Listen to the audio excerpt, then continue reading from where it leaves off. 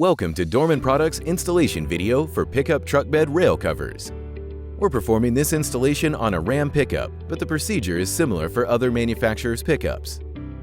This installation is considered easy and should take less than an hour to perform. Starting at one end, lift the original bed rail cover and begin releasing the retaining clips.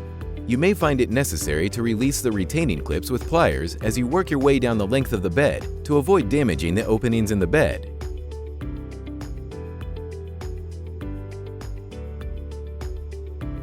Before installing the new bed rail cover, wipe away any dirt or road grime that may have built up underneath.